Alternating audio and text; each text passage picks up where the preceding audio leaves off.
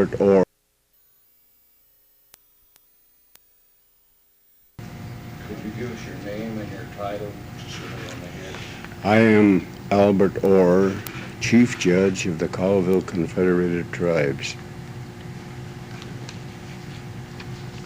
Okay, and when you start, we want you to start with the same thing. Start your name. Oh. Are you ready for me to start? I am Albert Orr, Chief Judge of the Colville Confederated Tribes. I am a member, an enrolled member of the Colville Confederated Tribes. I am 71 years of age and have spent almost all of that time within the Colville Reservation. I am a graduate, high school graduate from Omak High School.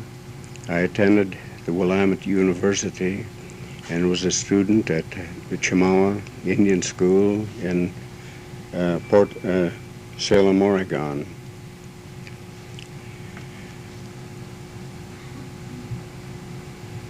I am a charter member of the Colville Business Council, and from its inception we have been very much interested in the development and the education of our young people. The tribe has spent a good deal of money toward helping students to continue their education, and I was a charter member of the Colville Business Council and spent 19 years with that organization. I have been Chief Judge of the Colville Reservation for 20 years. Since the Congress of the United States feels that the Indians on the reservations should be very much a part of self-determination,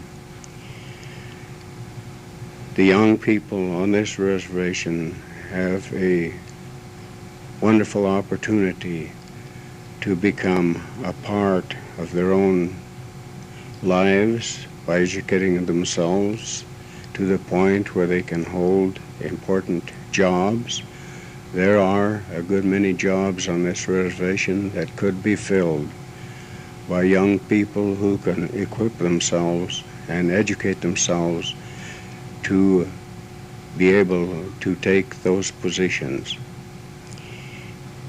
In my opinion, all of the young people in the schools today should think a good deal about equipping themselves to the point where they can take advantage of the jobs and work and do the jobs within their own reservation.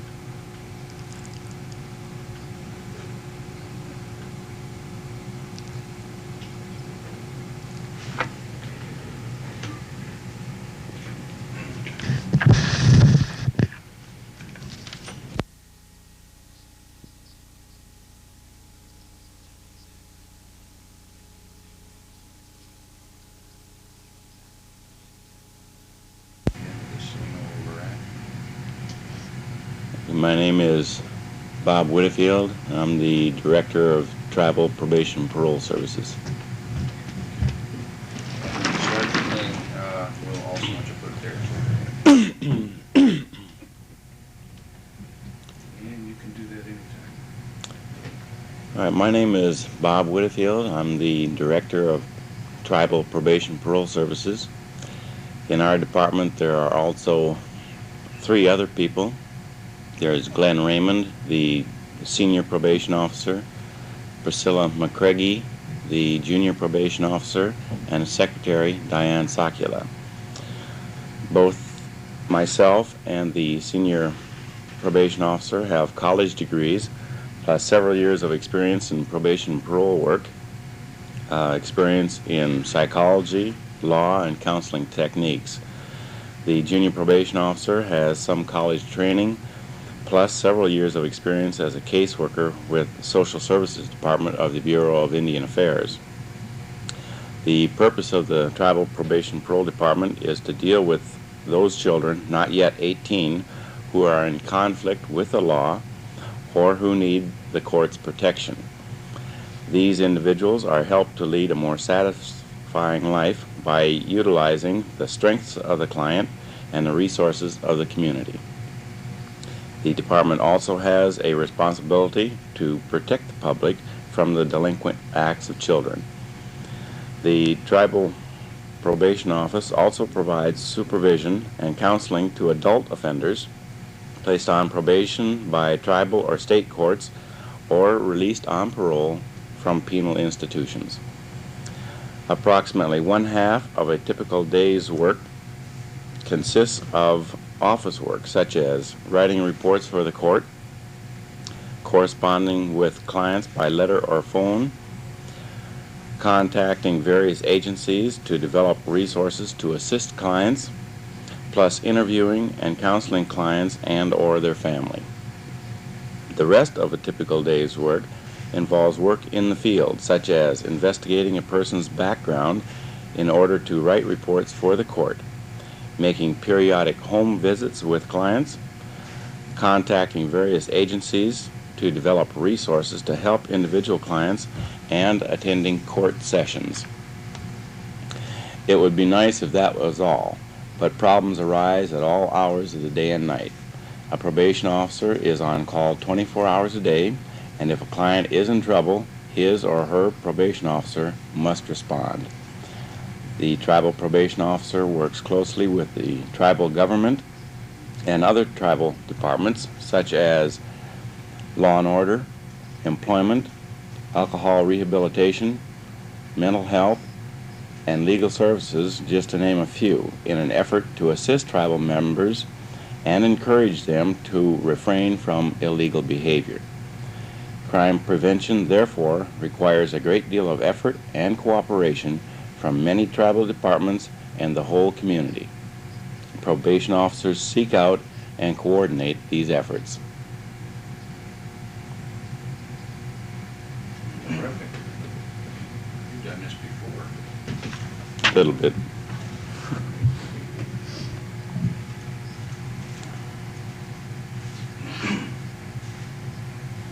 I think what we'd like to do is kind of go to the back office and get shots of the criminal stuff ready for the answers.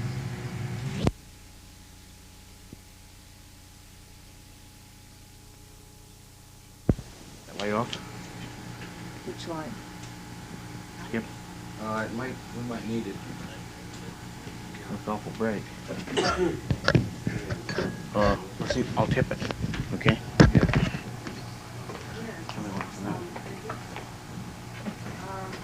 What's going on here? That's good. We can see the light bulb itself.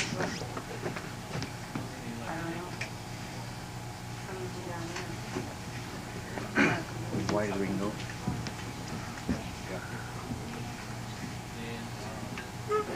Oh, you're moving. Is that it? This goes in where? Over Judge Orr's. This is the insert over Judge Orr's talk. I got a puff of her cigarette. Well, it did look all right. Give me the shot.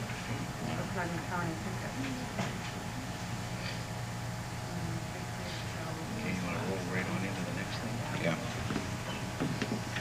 And the other part would be probation and parole. Public. This is an insert to go over Bob Whitefield's talk on probation and parole. Okay, don't look at the camera. Pretend like you're working here. I know you're good at that. Maybe you can make a phone call, Priscilla? Okay. Call time. Yeah. Call time and find out what time it is. Call Diana. Call Diane? Yeah, and then I'll get her answering the phone. How do you call Diane? She have another extension that you could call. Oh, yeah, 261. I don't know if that'll work. Sure.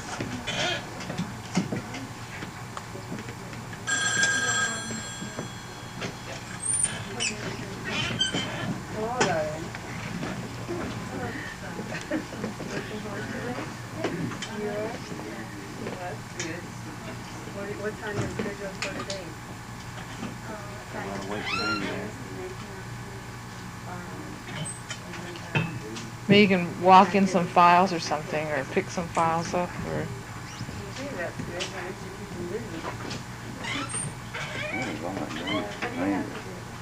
Oh, I have to do Yours? your files. Looks like she's kitchen files, and Rose and so on, my two docs. Yeah, Dick. That's learning. That's terrible.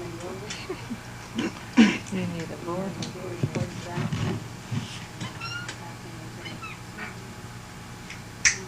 And there's Glenn.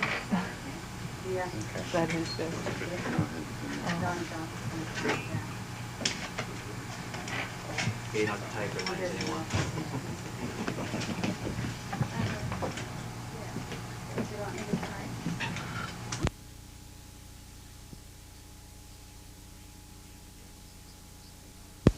Let's get license number tomorrow. This isn't anything, you brought it in already. You brought it in. What is this one for again? Probation and parole. Okay, this is another insert for probation and parole. What's the guy's name? Bob Whitfield. Bob Wooderfield narrating.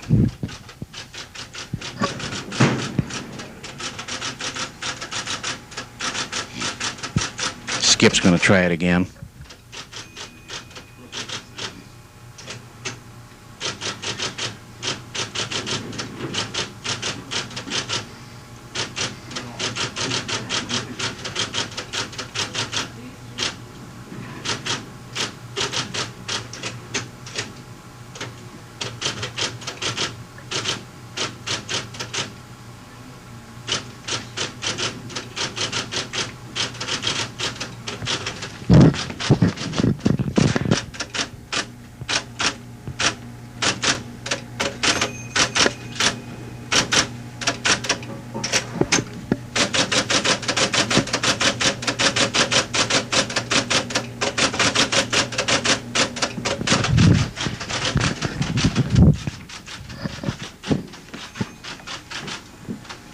Tails.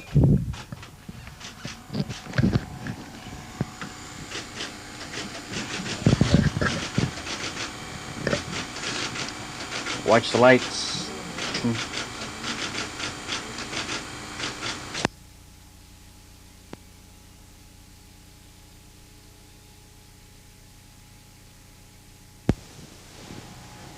Let's do a little test first.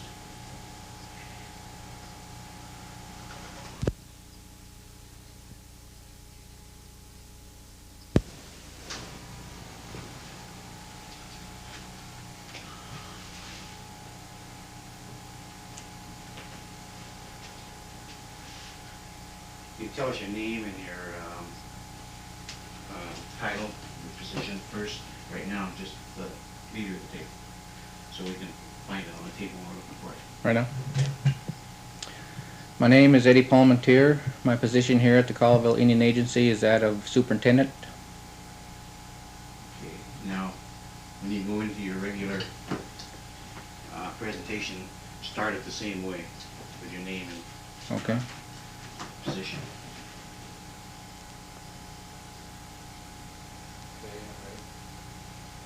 Whenever you're ready. My name is Eddie Palmentier. My position here at the Colville Indian Agency is that of superintendent.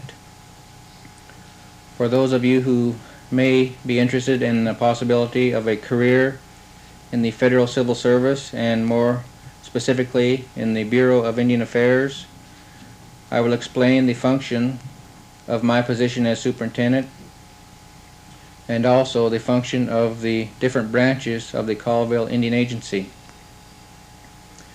As superintendent, I am the line officer of this agency at the reservation level.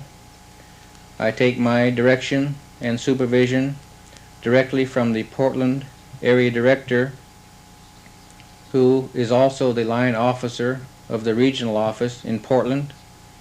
The Portland Area Director takes his supervision and direction from the Commissioner of Indian Affairs at the central office at the Washington level of the Bureau of Indian Affairs. The Commissioner, in turn, is a line officer taking his supervision and direction from the Secretary of the Interior. The Bureau of Indian Affairs has been a bureau of the Department of the Interior since the Interior Department has been established in 1849. As the line officer at the agency level, the Bureau has three main functions. The first function being the administrator of Indian programs on the reservation. The U.S. Congress initiates Indian programs through the budgetary process, and the BIA is the federal agency responsible for the administration of the majority of federal Indian programs. There are, however, other federal agencies who administer Indian programs, such as the Department of Labor, the Economic Development Administration, the Department of Health, Education, and Welfare, as well as others. Those three are just examples. Another responsibility of the superintendency is that of exercising the trust responsibility over tribal resources. Whenever an individual or the tribe wishes to purchase property on the reservation, if they wish to sell property, if they wish to sell timber products, or whatever the natural resource may be, it is the responsibility of the Bureau of Indian Affairs to approve such transactions. This is the exercise of the trust responsibility over the tribal resources. Another function of the superintendent and staff is to provide technical assistance to the Colville Confederated Tribes and their business council for various purposes, such as assisting them in the management of certain resources and programs, assisting them in making up their decisions, their day-to-day decisions, and also their long-range decisions on the development of the tribal resources. As a superintendent, I am the head administrator at this level, the reservation level, and we have 7 different branches at the agency level. The first branch is the branch of reservation programs. The branch of reservation programs is responsible for assisting the tribes in administering their programs and planning the different programs on the reservation. The branch is also responsible for taking care of the budgetary process for the Colville Indian Agency. The second branch is the branch of education. The branch of education is responsible for administering the many scholarship and Indian grants to eligible Indian students. Also, the branch of education works closely with the parent committees of the Johnson O'Malley programs in the local school districts, as well as other matters related to education. Another branch of the agency is the branch of roads. The roads branch is responsible for the maintenance of approximately 1,200 miles of roads on our system on the reservation, and they are also responsible for the construction projects on the reservation. Another branch is the branch of forestry. This is our largest branch because of the fact that 90% of the tribal resource comes from the sale of forest products. Our branch of forestry is responsible for the administration of the forestry program. They are responsible for timber sales, for fire control, for the protection of the forest resource, and they are also responsible for the Inchelium sub-agency, which is a forest headquarters. We also have a forestry headquarters in Mitchell Point, and we are also contemplating creating a ranger station in the Digital area. Another important branch is the branch of natural resources. The branch of natural resources is responsible for all realty activities. They handle all probate proceedings, and they handle all leasing and land acquisition and disposal for the individual members of the tribe, as well as the Colville Business Council. Another important branch is the branch of credit. The branch of credit is responsible for the handling the loan program of the Colville Business Council. They handle loans mainly for housing, construction, and land purchase, as well as other smaller consumer type loans to individual members of the tribe. And of course, the last branch is the branch of administration. The branch of administration is responsible for the local administrative functions of the Colville Indian Agency. We have a sub-branch of property and supply, plant management responsible for the maintenance and upkeep of all federal facilities under the jurisdiction of the Colville Agency. We have an individual Indian monies account section responsible for maintaining the local accounts of the Colville Confederated Tribes, as well as numerous thousands of accounts of individual members of the tribe. We also have a sub-branch of housing who assists the Housing Authority in the administration of the housing program, and also assists the credit department in getting appraisals and doing the supervision or the inspections of the different housing construction projects through the credit program. This was just a brief outline of my function as superintendent and the function of the Colville Indian Agency. If any of you students watching this film have any interest whatsoever in pursuing a career in the Bureau of Indian Affairs, I would certainly encourage it. Thank you.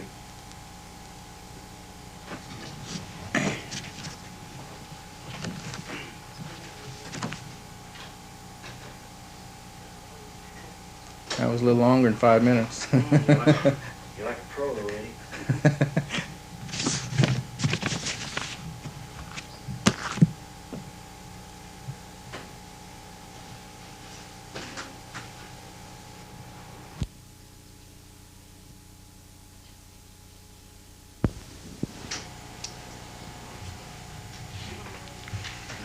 First thing we'll have you do before you do anything is just tell us your name and your position.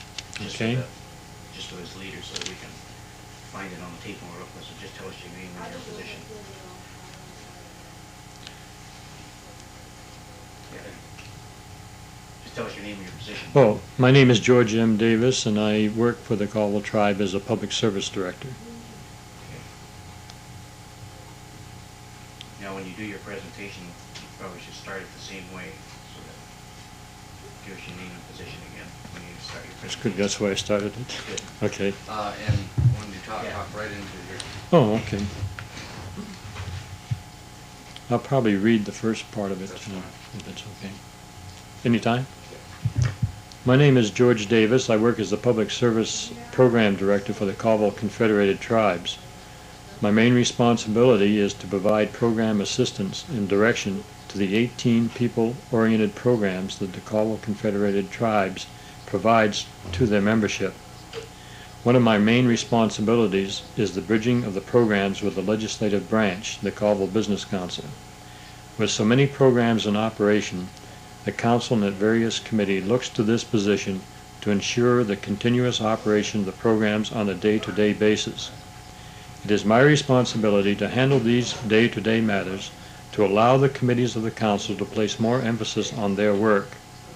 Matters concerning policy or change in direction of a program need council direction and is usually presented to the proper committee on its regular meeting day through my office. With such a diversity of programs, the numerous projects and grants, and the vast area that encompasses the Colville Reservation, I operate with the greatest amount of program delegation to each program director that is possible. I work directly for Mel White, who is the executive director for the Colville Confederated Tribes. Mel White is the person who has the direct responsibility to the total council. Under Mike's supervision are 3 directors. One is the director for the administration of the tribe. The second director is in charge of the resources and the economic enterprises that the tribe has undertaken. And the third one is the public service director, which is the position I hold. There is a total of 18 programs under my supervision. These programs are in 3 categorical areas. They are law and order, education, and community outreach. The programs in the law and order area are as follows. Law and order, which includes enforcement, incarceration, and a court system. We have a program entitled Legal Services. It employs 2 attorneys, and it acts as the public defender in the court system for Colville members and provides legal services for felonies and civil suits that any tribal member may be faced with. We have a parole and probation program. They provide parole and probation services for those people that reside on the Colville Reservation. The highway safety program is the last program in this categorical area, and it provides assistance in making our highways more safe and also supervises 3 ambulances which service the Colville Reservation. The second area that I will call education programs, and even though they're not all education, we tend to group them because it deals more with education and employment and career awareness. Adult education is one of these programs, and it coordinates with the various community colleges educational programs that the adult members of the tribe feel and desire to have. The second program is the learning centers, and they are basically providing new curriculums for the people in the various districts to use to improve their own skills. We have 2 summer programs. One is the Twin Lakes Youth Program, and the second one is the YCC program. That's the Youth Conservation Course. The Twin Lakes Youth Program is a summer program for children up at Twin Lakes, which provides both a remedial education program and a cultural enrichment program for the younger Colville tribal members. This is usually for those children that are 15 years or younger. The YCC program is basically a work-oriented program, and it introduces the youth to the world of work. The fourth program in the education area is the operation of the Pascal-Sherman Indian School. The Pascal-Sherman Indian School is a tribally operated school and has its own tribal school board, and it serves approximately 170 students in grades 1 through 8. About 130 of the 170 students are residential students, and 30 commute daily. It is one of the most progressive tribally operated Indian schools, and the education programs are extremely advanced at Pascal-Sherman.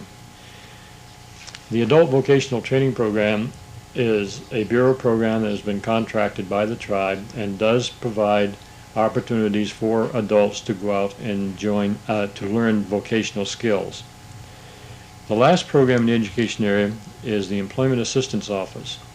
Even though this does not deal directly with education, we have grouped it in this category because it does bring about a career awareness not only to employment assistance but to the other educational programs, and gives an opportunity for those programs to become familiar with those jobs that are available on the reservation. The third categorical program area is what I call outreach. And we have several programs in this area, and they deal in various technical fields, such as nutrition, medical, or extension services. The first program is the largest program, and that is the Indian Community Action Program. We call it the ICAP program. Hank Raymond is the director of the ICAP program, and he manages between 7 and 10 programs depending upon what time of the year it is. But in those areas under ICAP, he operates a Head Start program, a daycare center. He has senior feeding programs, senior transportation programs, runs a thrift store in Omak. He has many programs under his direction. Second program is the Maternal Child Health Program. This is primarily a health program for mothers who are either giving birth or have just given birth to children, and they provide services in both pre and postnatal